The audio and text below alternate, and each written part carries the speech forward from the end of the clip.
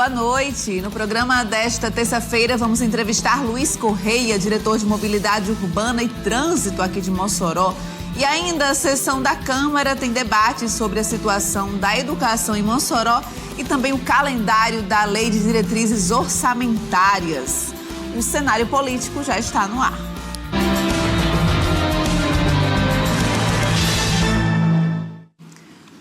Participe do nosso programa através do nosso Instagram, @CenárioPolíticoTCM. Você pode mandar sua mensagem, a sua interação, participar aqui com a gente, tirar sua dúvida, mandar o seu questionamento, porque hoje a gente conversa sobre o trânsito de Mossoró, a dinâmica do trânsito, as dúvidas que existem em relação às regras de trânsito também e como é que a Secretaria tem atuado aqui na cidade para melhorar o fluxo, a mobilidade urbana, que envolve não só os veículos, mas também os pedestres, em toda essa dinâmica do trânsito local. E a gente vai conversar sobre esse assunto hoje com o diretor de Mobilidade Urbana e Trânsito, Luiz Correia, sempre presente, trazendo esclarecimentos, trazendo de forma didática as informações sobre o trânsito aqui da cidade de Mossoró. Antes disso, vou trazer aqui uma reportagem, porque a Câmara Municipal realizou nesta terça-feira a primeira sessão da semana. E dentre os pontos de discussão, a situação da Rede Municipal de Educação,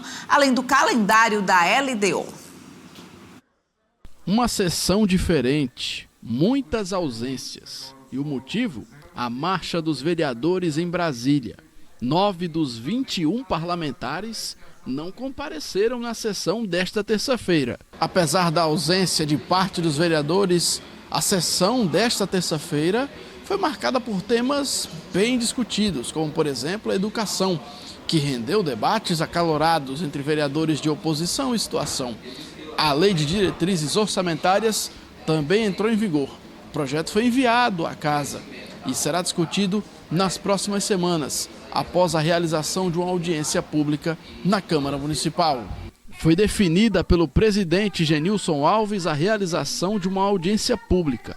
Nela, a população poderá fazer sugestões sobre a Lei Orçamentária Anual do município. Hoje foi dado o pontapé inicial, tornando totalmente pública, discutido na íntegra, que é a leitura do dia 28. Então, o projeto chegou dentro do prazo hábil, a Prefeitura tinha que mandar o projeto até o dia 15 de abril, e chegou dentro do prazo, e nós hoje colocamos em votação, em apreciação, para também à disposição da população, todo o calendário. Então, começou hoje com a leitura na íntegra e vai até o dia 24 de junho.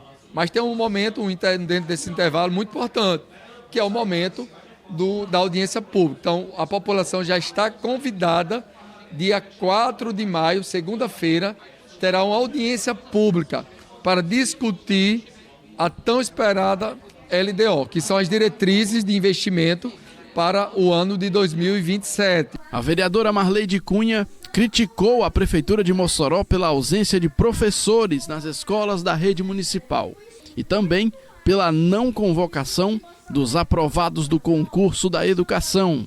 Hoje nós tratamos sobre a falta de professores nas escolas municipais, muitas crianças sem aulas, do 1º ao 5º ano, da educação infantil, das disciplinas específicas também faltando professor. Então nós cobramos à Prefeitura de Mossoró a convocação dos professores e que a Prefeitura siga, respeite os aprovados no concurso público. O que acontece?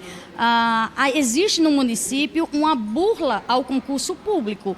Por quê? Porque quando é convocado, a pessoa não assume, a Prefeitura não convoca o imediatamente seguinte. E também vem agora convocando o processo seletivo e diz que é para suprir licenças. E a gente sabe que as licenças não estão sendo dadas aos professores que têm direito, como, por exemplo, licença para mestrado, para doutorado. O que é que nós queremos? Que a Prefeitura, primeiro, responda à liminar judicial, que o prazo está encerrando agora no início de maio, e até agora a Secretaria não respondeu ainda com relação às vacâncias. Líder do governo Marcos Medeiros na Casa Legislativa, Alex do Frango defendeu a atual gestão na educação e disse que mais professores serão chamados para atuarem na rede de ensino. Mas nós estamos discutindo aí, hoje realmente, como vocês viram aí, né, que teve uma escola que foi denunciada aqui que não foi entregue no fardamento. No mesmo momento a gente falou com a diretora disse que foi entregue esse material, mas a luta é isso, né? Nem necessariamente às vezes dá para entregar todas ao mesmo tempo. O que nós queremos dizer é que nós temos o fardamento e está começando a ser entregue, que logo todas as escolas vão estar aí com seus fardamentos completos.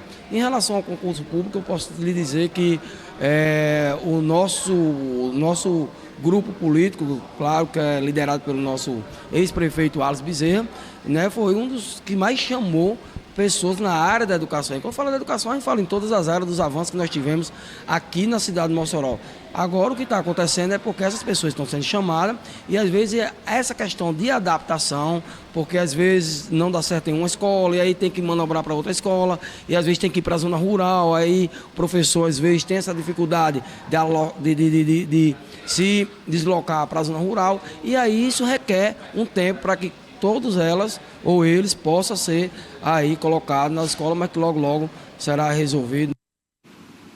Está aí a fala do líder da situação, Alex do Frango, sobre essa questão que envolve a vacância de professores e a ausência de professores, inclusive em escolas da zona rural. A gente até trouxe esse assunto na semana passada de uma sessão da Câmara também, onde uma mãe ocupou uma tribuna e mencionou sobre essa dificuldade em uma escola na zona rural. E aí esse outro assunto também envolve o fardamento, né? E além da discussão sobre o calendário da Lei de Diretrizes Orçamentárias do município, essa discussão do orçamento que é importante, essas diretrizes que definem como é que vão ser as determinações para o orçamento municipal para o ano de 2027. É discutido em 2026 para valer no ano de 2027. Olha, o Tribunal Regional Eleitoral do Rio Grande do Norte, o TRE, determinou a suspensão imediata da divulgação de uma pesquisa eleitoral que apontava o ex-prefeito de Mossoró, Alisson Bezerra, na liderança da disputa pelo governo do estado. A decisão liminar foi assinada pelo juiz eleitoral Daniel Cabral Maris Maia, no âmbito de uma representação movida pelo Partido Novo contra o Instituto Data Census, responsável pelo levantamento. De acordo com o magistrado, há indícios de irregularidades que comprometem a confiabilidade da pesquisa.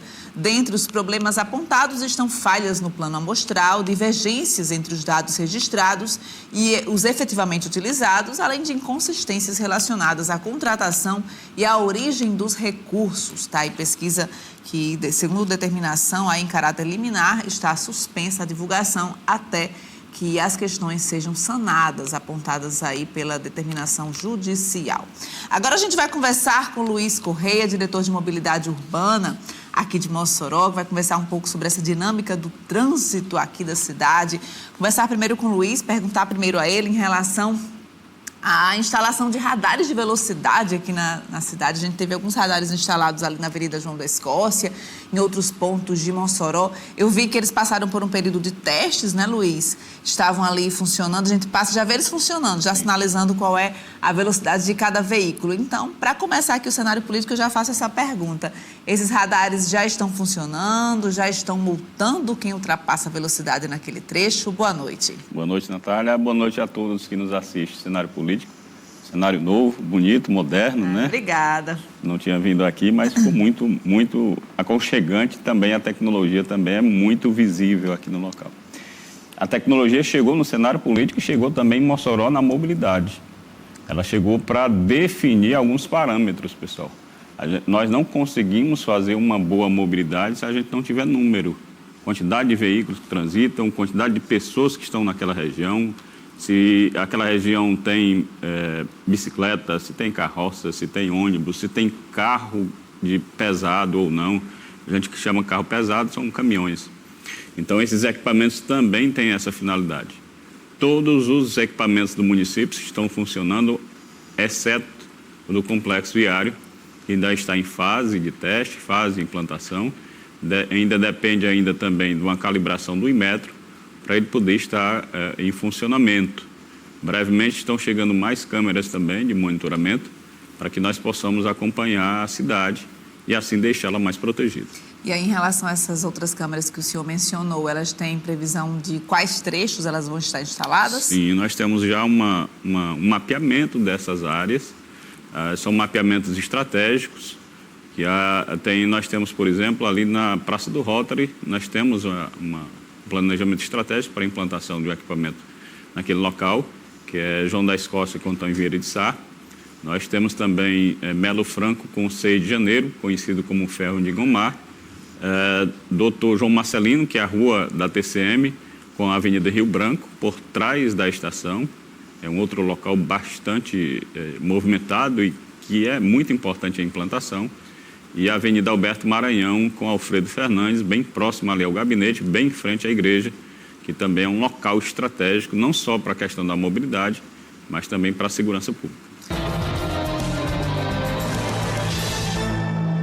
Olha, vamos trazer outro assunto que foi sobre uma operação deflagrada hoje do Ministério Público do Rio Grande do Norte por meio do Grupo de Atuação Especial de Combate ao Crime Organizado, GAECO, a Operação Evolution, e com isso desarticulou um grupo que agia para lavar veículos de origem criminosa. Segundo informações do Ministério Público, o grupo criminoso utilizava uma empresa de fachada no setor de distribuição de alimentos para conferir legitimidade a veículos de luxo de origem ilícita, corrompendo processos de registro e licenciamento do Detran. Foi constatado que chassis de ciclomotores teriam sido usados para criar registros virtuais de automóveis de luxo que não existiam fisicamente no momento do cadastro.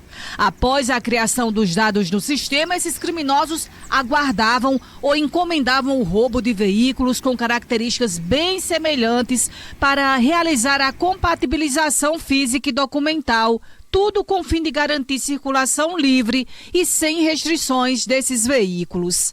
Além dos 10 mandados de busca e apreensão cumpridos aqui no Rio Grande do Norte e também nos estados do Pernambuco e Maranhão, o juízo da 7ª Vara Criminal de Natal determinou o bloqueio imediato de toda a frota ligada a essa empresa de fachada. A Operação Evolution contou com o apoio da Polícia Militar, Polícia Rodoviária Federal, dos Ministérios Públicos do Rio Grande do Norte e também dos estados de Pernambuco, Maranhão e Piauí. Em nota, o Detran do Rio Grande do Norte destacou que vem atuando de forma integrada com os órgãos de investigação, fornecendo informações técnicas e acesso a bases de dados e também suporte operacional necessário para a elucidação dos fatos. Olha, o projeto Morro Pintado da empresa Brasil Green Energy prevê a instalação da primeira usina comercial de hidrogênio verde e amônia verde em escala industrial aqui no Rio Grande do Norte, com investimento de 12 bilhões de reais e participação de grupos industriais alemães de referência global. A licença prévia para a implantação foi apresentada na Hannover Messe 2026, a maior feira de tecnologia industrial do mundo, que aconteceu na Alemanha. A licença prévia já foi concedida pelo Instituto de Desenvolvimento Econômico e Meio Ambiente aqui do Rio Grande do Norte. O IDEMA é um assunto importante aqui para o desenvolvimento econômico, para a implantação de energias renováveis aqui no nosso estado, e a gente vai também acompanhar esse assunto, inclusive repercutir no nosso jornalismo, no nosso portal de notícias também sobre esse assunto e essa licença do IDEMA. Agora a gente vai voltar a falar de trânsito com o Luiz Corrêa, diretor de Mobilidade Urbana e Trânsito aqui de Mossoró. A gente falou no bloco passado sobre a implantação dos sensores de velocidade, dos radares aqui na cidade de Mossoró. E como o Luiz mencionou, existe um planejamento estratégico, planejamento que é elaborado pela Secretaria para a instalação desses equipamentos. Já estão funcionando, conforme ele já mencionou, o lá da Avenida João da Escócia. Quais são os outros que o senhor mencionou? Todos que estão funcionando. É a Avenida João da Escócia, aí nós temos o Presidente Dutra, nós temos em frente ao cemitério também, ali na Melo Franco, tem funcionamento. 6 de janeiro, a Avenida Alberto Maranhão. Pois é, esses já estão em funcionamento e outros que estão em planejamento para serem instalados, e a população precisa ter essa atenção também, porque há um prazo, né, Luiz? Primeiro, a orientação, a população ela passa a ter orientação para depois... O Código de Trânsito Brasileiro, ele não dá prazo, mas nós... Por uma decisão administrativa, nós fazemos questão de dar esse prazo adaptativo. Entendi. Olha, tem aqui uma pergunta e a gente vai começar já a trazer aqui as perguntas dos telespectadores e de quem está aqui no WhatsApp. Inclusive, você que ainda não participou, pode mandar sua pergunta também.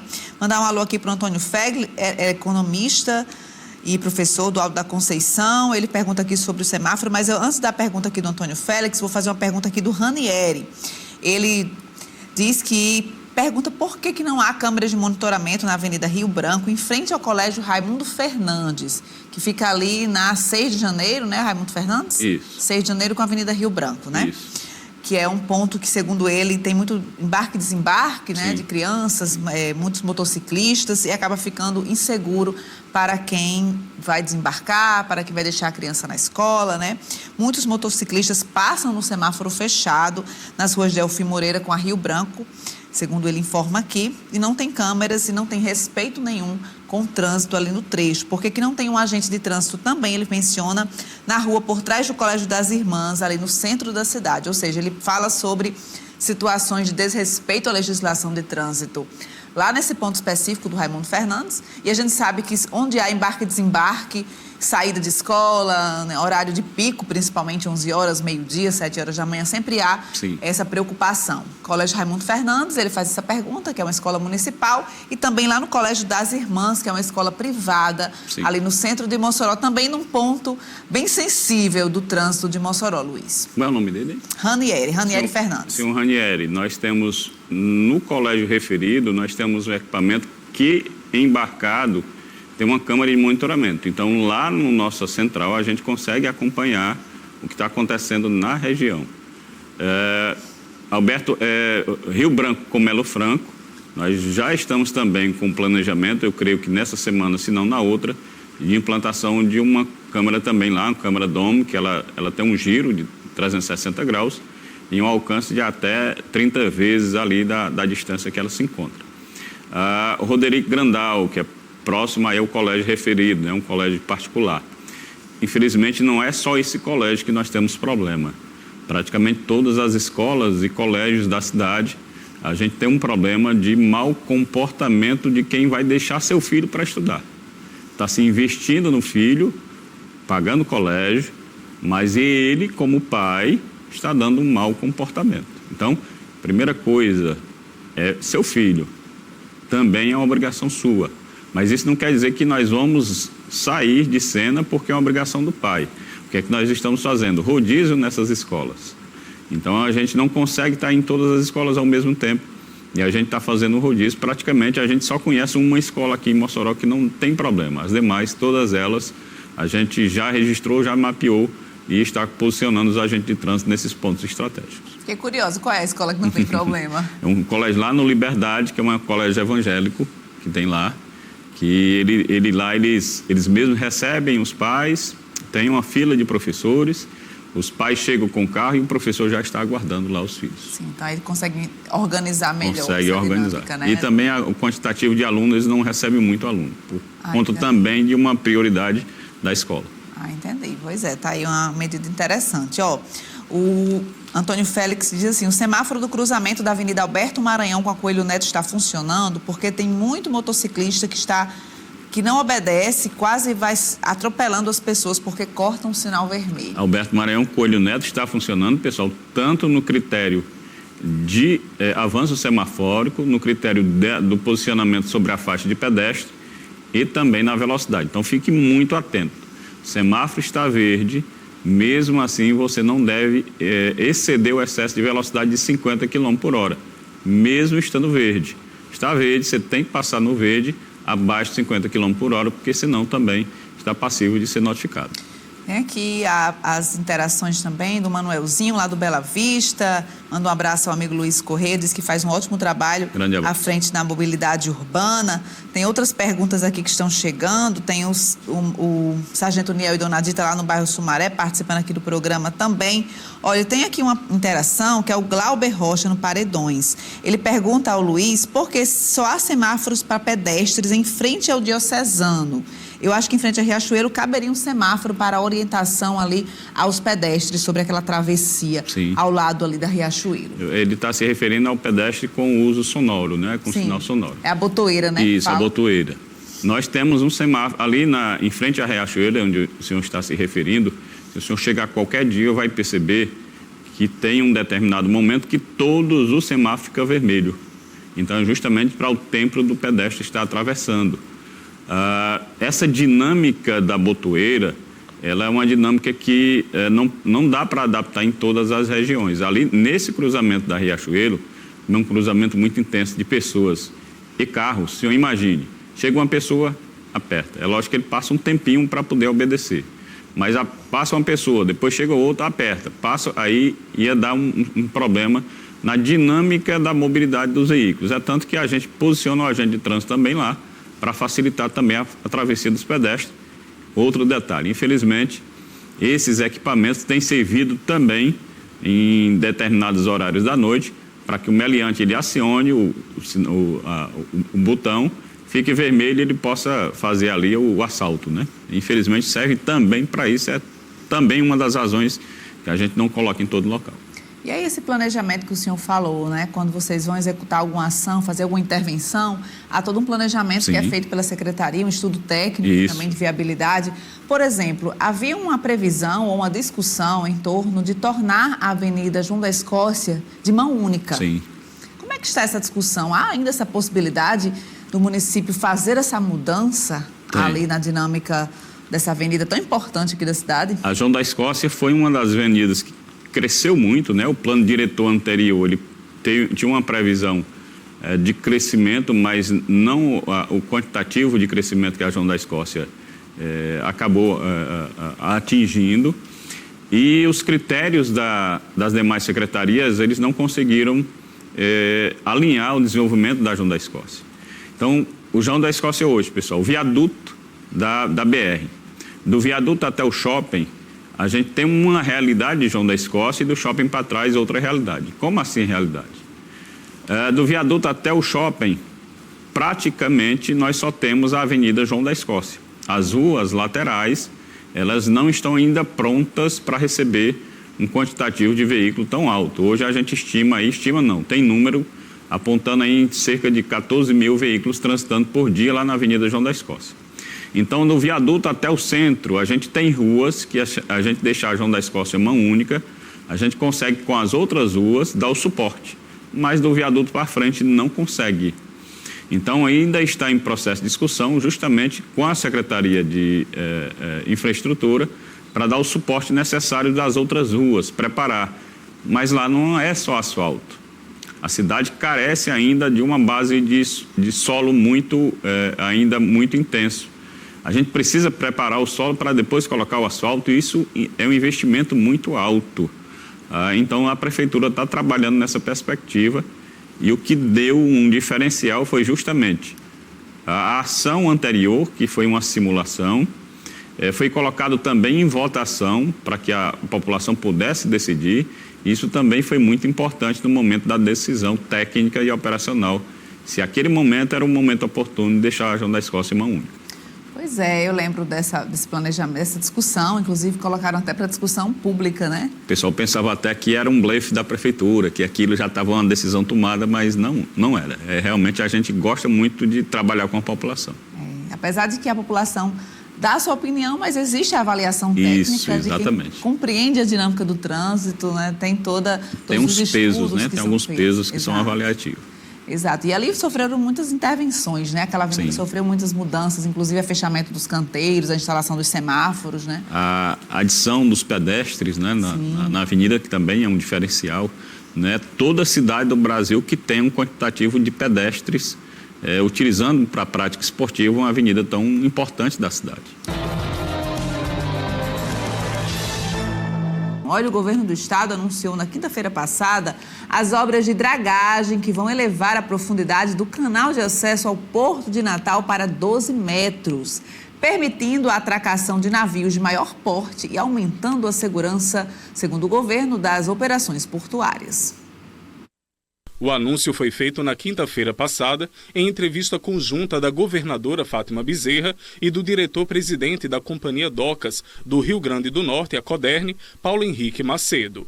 As obras do Porto de Natal serão realizadas em 2 etapas, em um prazo inicialmente previsto de 120 dias. Primeiro, a dragagem de manutenção de 4 milhas náuticas do canal e a segunda frente será a readequação da bacia de evolução, que é uma área de manobra das embarcações. A obra já iniciando e o que é que ela trará? Ela trará mais competitividade, mais segurança para o porto e trazendo mais oportunidade para os trabalhadores e trabalhadoras, gerando emprego e melhorando a renda do nosso povo.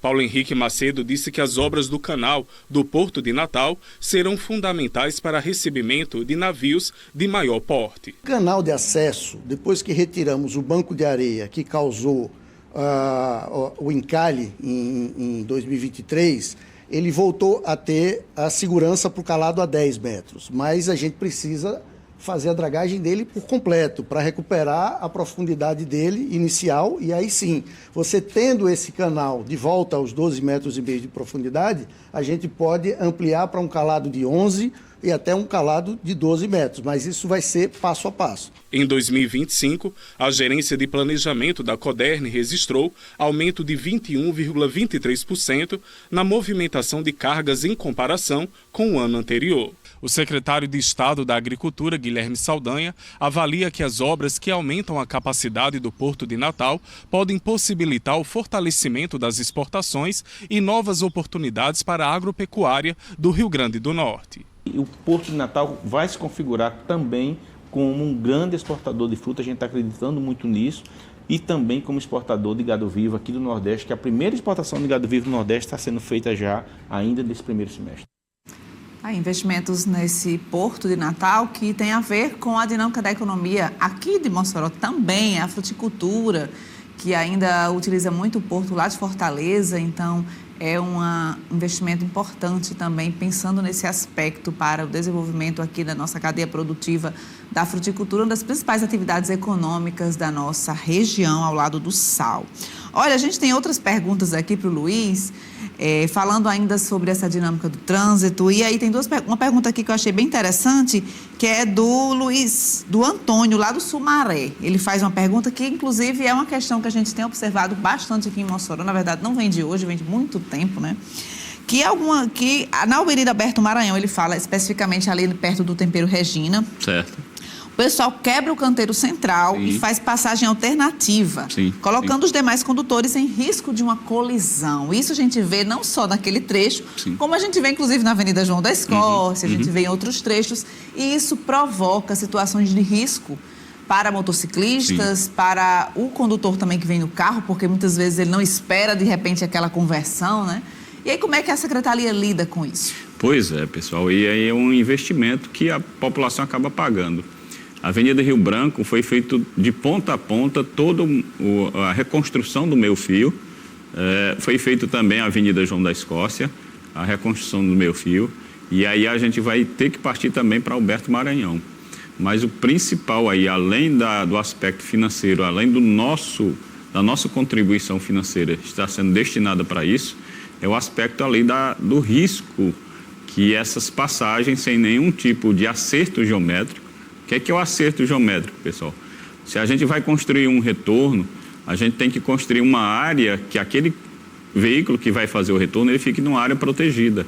Quando você quebra e vai utilizar esse espaço, fica muito vulnerável para você que está utilizando, quanto também para as pessoas que estão circulando.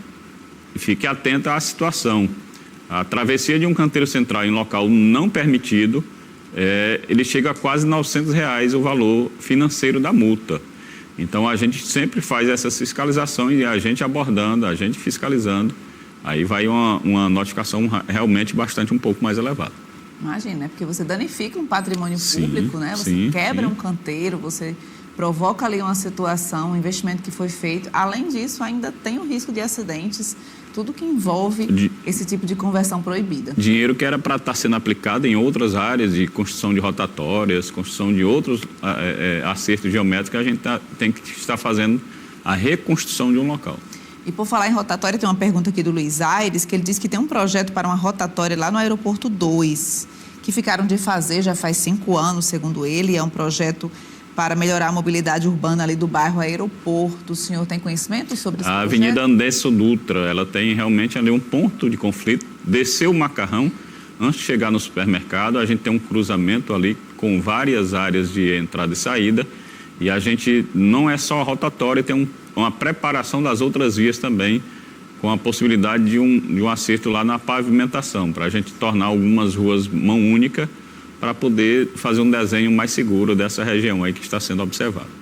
Pois é, então aqui tem muita participação, porque realmente gera muitas dúvidas, né? O trânsito é algo que mobiliza a população, as pessoas querem dar sugestões, tem muitas dúvidas também sobre como é que funciona, quais são as implicações. Tem outra pergunta aqui interessante que é do... Deixa eu ver quem é aqui que está fazendo a pergunta. Conrado, do bairro Costa e Silva. Ele diz que por que a Presidente Dutra não recebe também essa faixa para os atletas, como acontece na Avenida João da Escócia, e elogia o seu trabalho à frente da Secretaria. A gente agradece, né? Os agentes de trânsito agradecem, porque também são eles que estão na rua fazendo aquilo que a gente desenha, são eles que estão na prática, né, no dia a dia. A Avenida Presidente Dutra, ele não consegue receber por algumas características. Primeiro que o nosso efetivo, ele está empregado ainda na João da Escócia, e para a gente empregar em outro local, esse local ele tem que receber alguns desenhos, que hoje a Presidente Dutra não consegue. Que desenhos, pessoal? A gente conseguiu fazer ali na Avenida João da Escócia o deslocamento pelo canteiro central.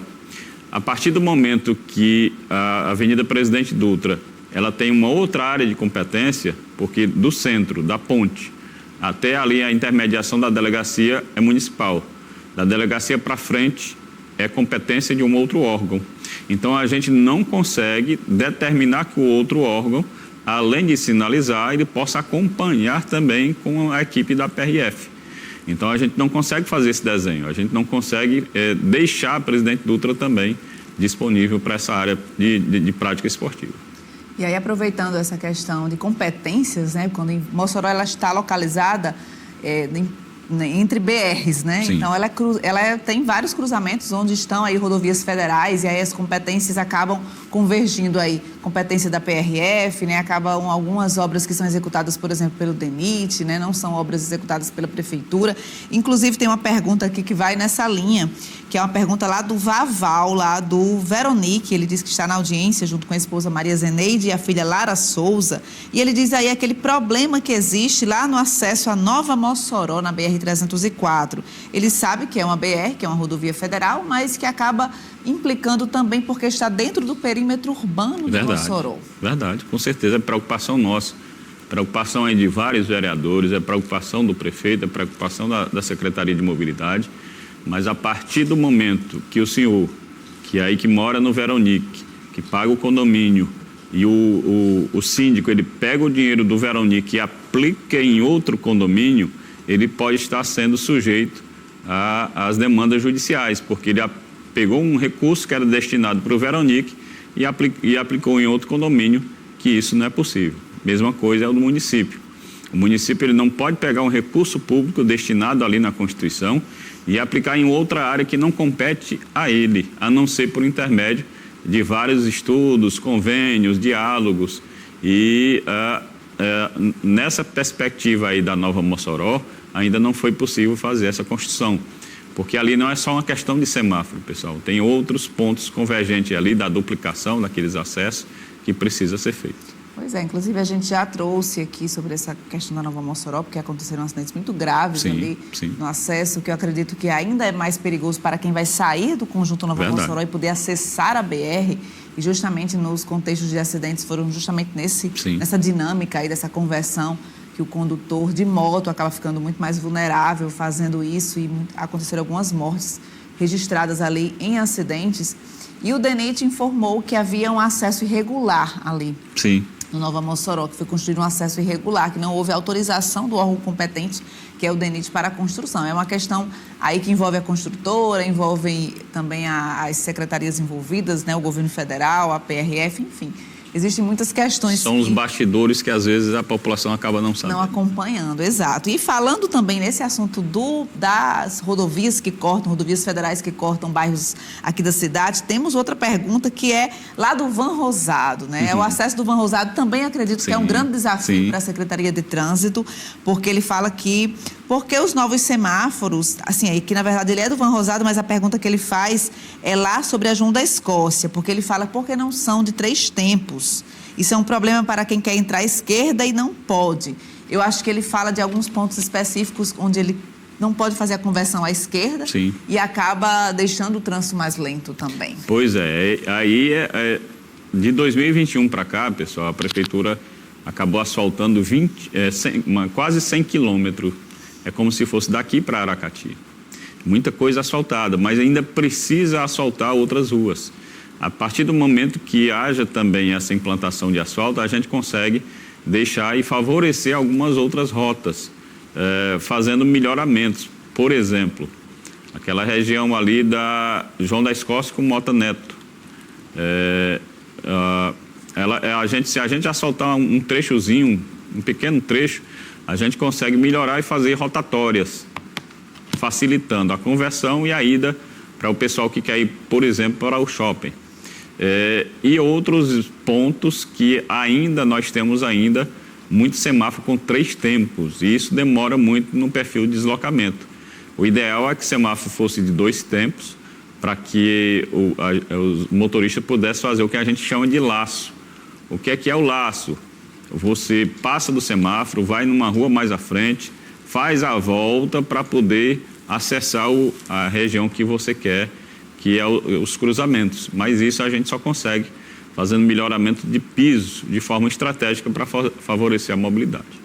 Então aí seria uma parceria também com a Secretaria de Infraestrutura, né? Que vocês trabalham dessa forma. E a parceria é muito boa com a Secretaria de Infraestrutura, apenas um pouquinho mais de tempo, porque, como a gente disse, foi quase 100 quilômetros de asfalto que já foi feito. E aí tem uma pergunta aqui da Liane, ela queria saber sobre a presença na Avenida João da Escócia também, viu? Sobre motos barulhentas circulando na cidade a partir das 10 horas da noite. Ela disse que lá na Avenida João da Escócia tem percebido isso, mora na avenida, e isso tem incomodado bastante, sobretudo os idosos que residem ali naquele trecho. Aí a gente vai pedir uma ajuda da senhora. Telefone 156, 24 horas. Não precisa identificar, apenas dizer a ocorrência, o local e o ponto de referência para que a gente possa fazer esse acompanhamento. Mas esse acompanhamento não é só na João da Escócia. Infelizmente, essas motos, essa característica do pessoal fazendo pega, com cano estourado, infelizmente não é só o João da Escócia. A gente já tem alguns mapas, já tem feito o recolhimento, já tem feito a apreensão de muitas situações na Nova Mossoró, Nova Vida, João da Escócia, Belo Horizonte. Então, o agente de trânsito à noite também, 24 horas, ele está trabalhando. E aí, falando ainda sobre velocidade, que é uma questão, às vezes a população pede muito, né? Instalação de lombadas, instalação de redutores de velocidade em avenidas que são pavimentadas, onde os condutores costumam correr acima do limite estabelecido de velocidade. E aí, o Asclepios, lá do Conjunto Van Rosado, diz aqui que lá na avenida, muitos acidentes registrados no Conjunto Van Rosado com sinalização de 40 km por hora e os condutores chegam a passar a 100 km por hora, né? Já fizemos várias solicitações para a instalação de algum equipamento aí, pelo que ele fala aqui, para que possa ter uma segurança dos condutores nesse trecho. Senhor Asclepio, realmente aí na avenida principal, a gente também tem feito esse acompanhamento. E cada implantação desses equipamentos, ele carece de recurso público. Então, o recurso público, ele não é um montante o qual a gente desejasse, que a gente implantasse tudo de uma vez só. Então, a gente está implantando aos poucos e a gente tem também um mapeamento para essa região aí, de um equipamento para fazer o controle de velocidade.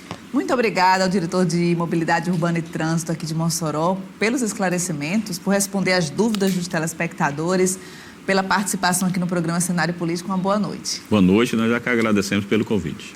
E eu agradeço a você que acompanhou o programa Cenário Político, trouxe sua participação. Rapidinho, alô para o casal Nonato Gomes e também a Edilene no Van Rosado, para o João, diretor da UPA, do Alto de São Manuel. Obrigada pela audiência. O Cenário Político desta terça-feira fica por aqui. A você, muito obrigada pela companhia. A gente volta amanhã, a partir das 7h25 da noite. Até lá. Tchau, tchau.